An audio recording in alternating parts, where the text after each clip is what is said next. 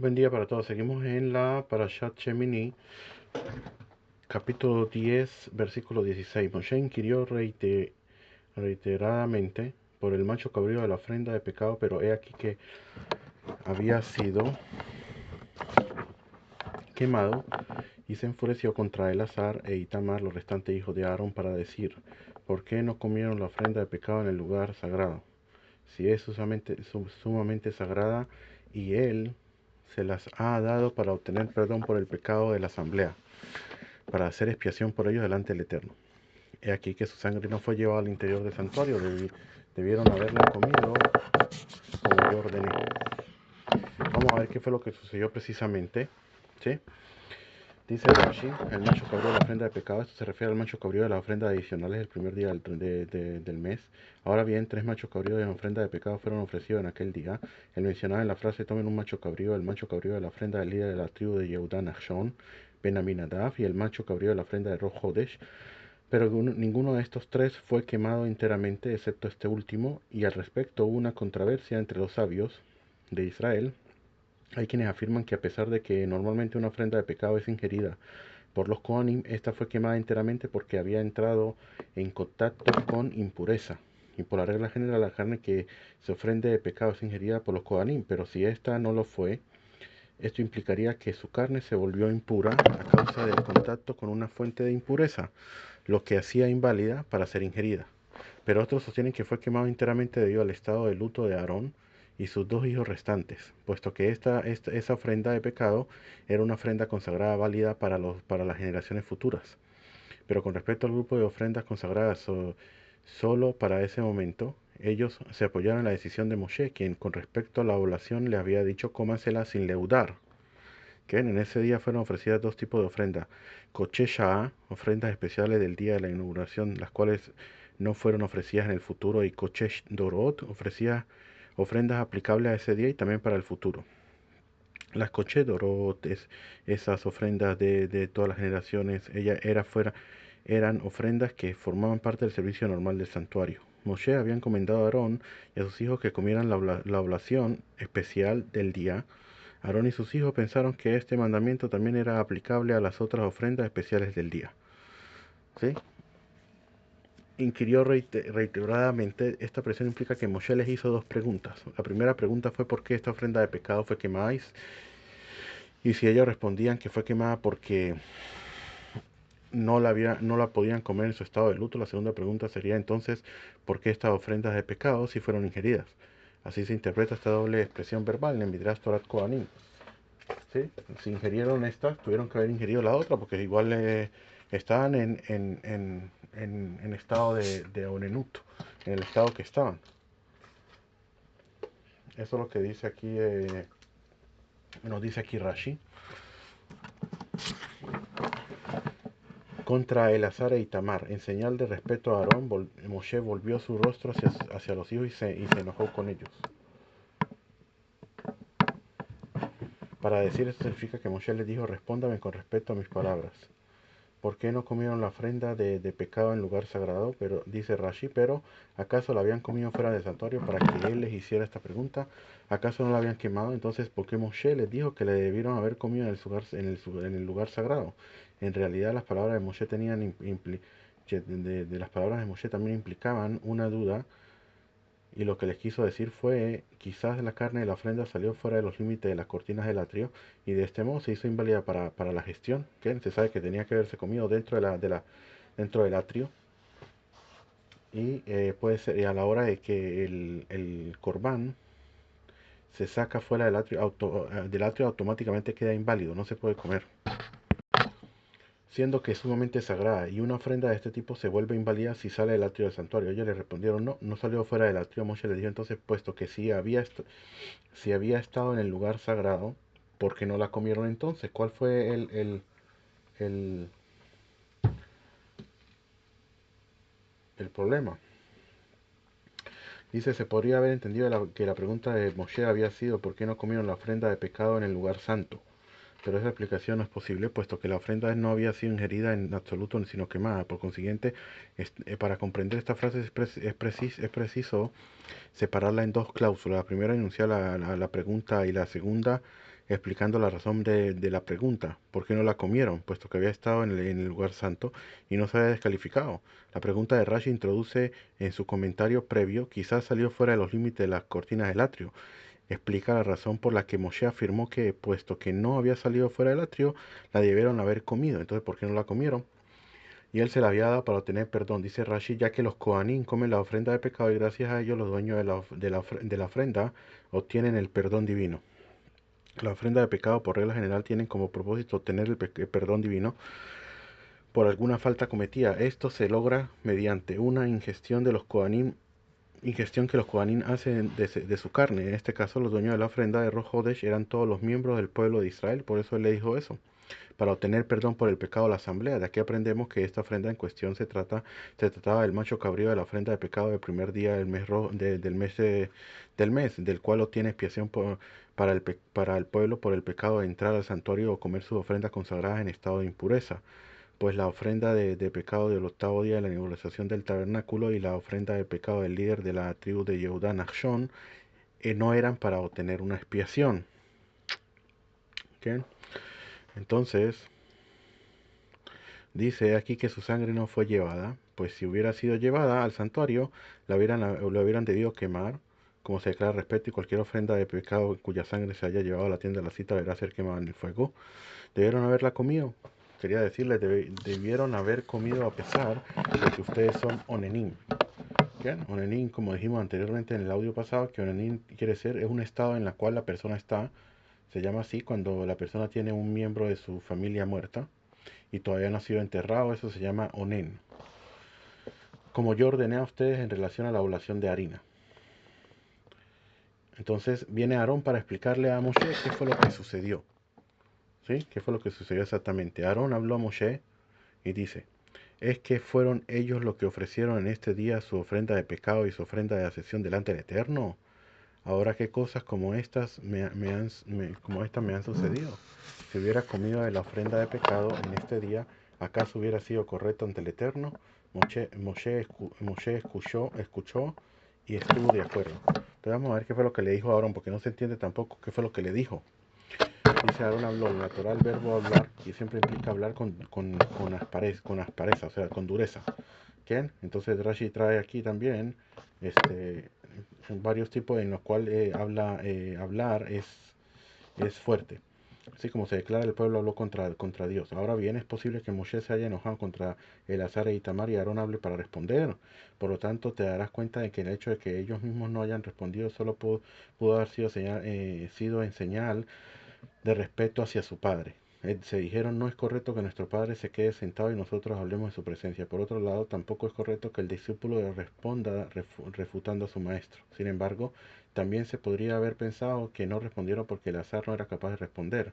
Para indicar que no es así, otro versículo declara, Elazar el sacerdote dijo a los hombres del ejército, vemos pues que cuando quería sí era capaz de hablar en presencia de Moshe y de los príncipes. Esta interpretación la hallé en la segunda versión del Midrash Sifri.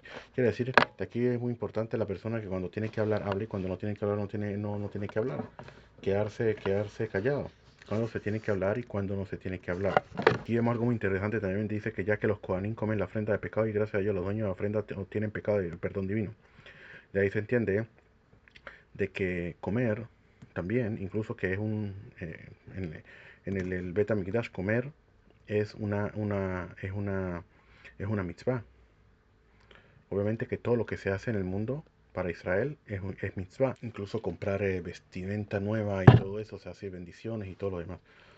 Ahora, lo que es fuera del Bet HaMikdash se llama shuacher. Ya que fuera del Bet HaMikdash, el comer no es una obligación, sino es un reshut.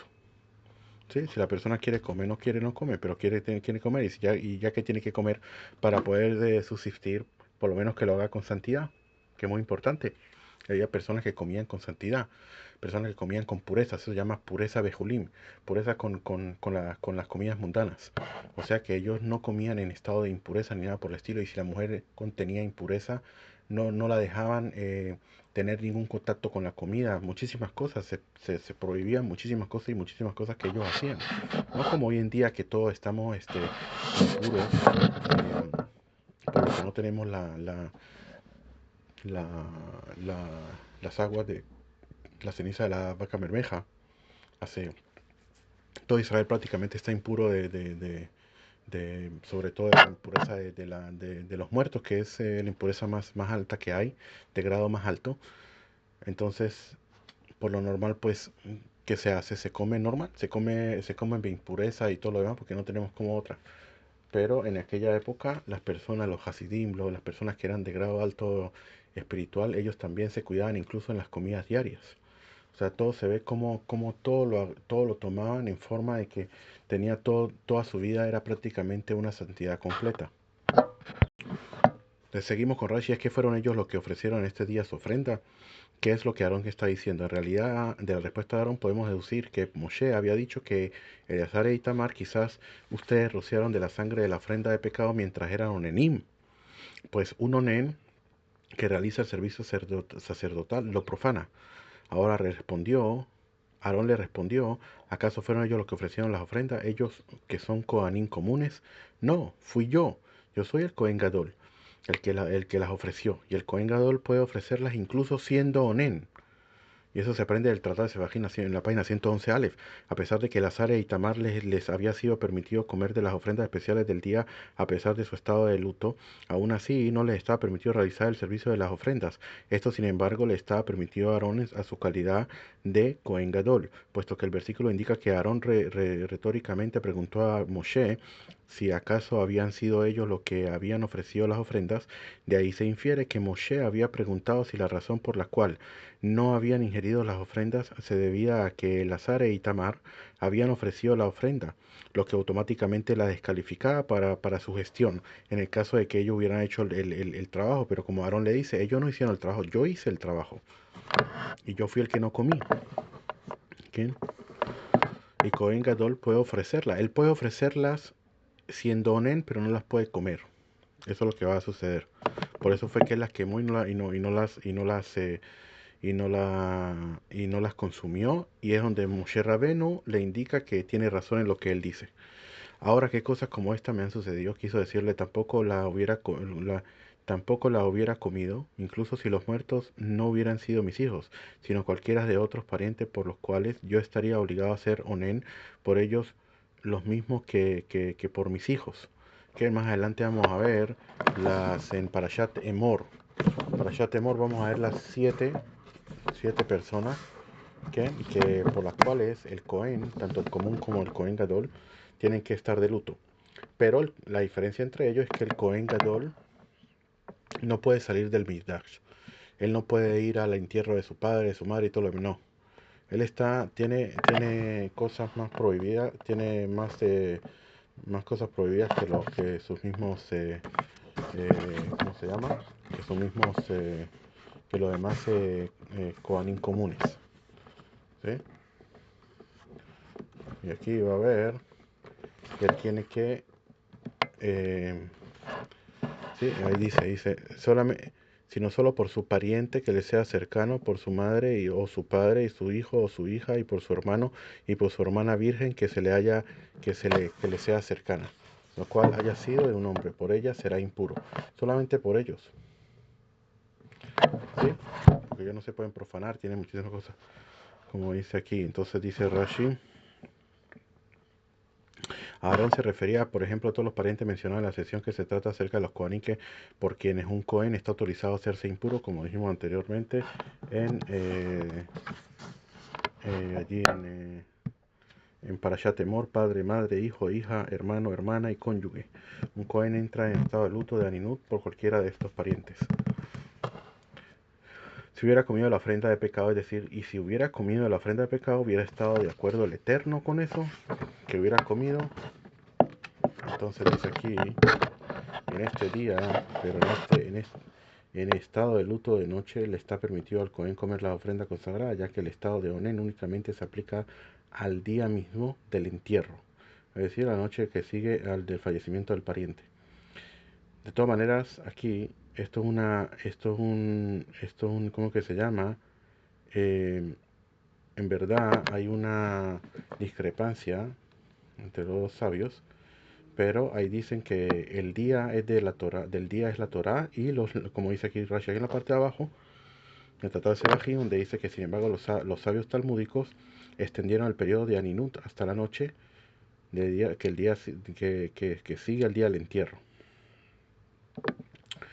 También dice, ¿acaso hubiera sido correcto ante el Eterno? Y con esto Aarón quiso decir a Moshe, si con respecto a las ofrendas consagradas de un momento particular, que en este día era la inauguración del tabernáculo, has escuchado que podemos comer de ellas a pesar de ser onenim, no tienes por qué ser menos estricto con las ofrendas consagradas de las generaciones futuras, como la ofrenda de pecado de Rojodesh y permitir a un Cohen Onen comer de ella. Y estuvo de acuerdo, y se reconoció que Aarón tenía razón en su razonamiento y no tuvo vergüenza en decir, no he escuchado esta ley.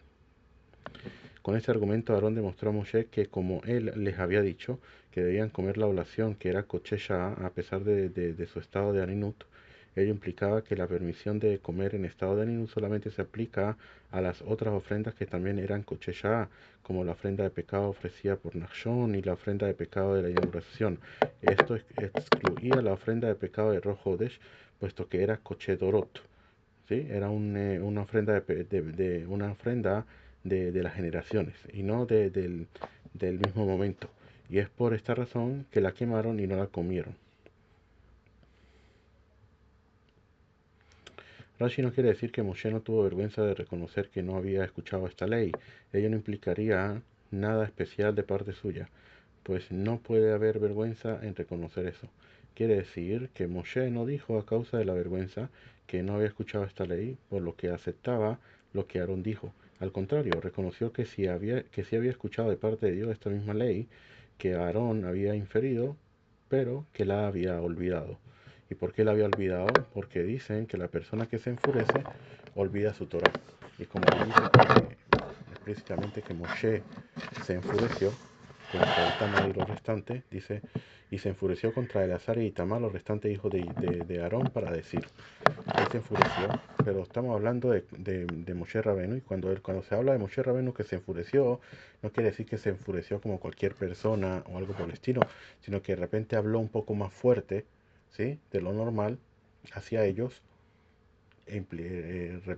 preguntándoles por qué no lo habían hecho, si era algo tan importante. Pero cuando aquí habla de Moshe Rabenu, estamos hablando de una persona de alto, muy nivel, muy alto nivel espiritual, y lo que se habla en él de que se enfureció, estamos hablando de enfurecerse Leshem Shamaim, enfurecerse por algo que en verdad implica el por qué ponerse así, ¿sí? Y no porque no hicieron esto, entonces no estamos hablando de personas comunes. Luego hay que tener mucho cuidado cuando se habla de personas de alto nivel, que se enfureció, hizo aquí, hizo allá, hay que saber qué fue lo que sucedió. Y porque aquí no está hablando él, enfureció porque Moshe Rabbeinu, ¿por qué no me escucharon? ¿Por qué no me escucharon mi voz? Así como cuando tú hablas en la casa y tus hijos no te escuchan, algo por el estilo. Entonces la persona se enfurece, ¿por qué? Porque los hijos no la escuchan y no hacen lo que él les dijo que tenían que hacer. Aquí en este caso no fue por eso, sino porque él les dice, o sea, él les dice ¿por qué no comieron de esa ofrenda de pecado? Ahora esa ofrenda de pecado era para obtener perdón por el pecado de la asamblea, para hacer expiación por ellos delante del Eterno. ¿Por qué no lo hicieron? ¿Sí? O sea que tenía algo muy fuerte en no haberlo hecho. Por eso él les preguntó con fuerza. ¿Sí? Entonces aquí llegamos al capítulo 11 de Srat Hashem. Que tengamos buen día.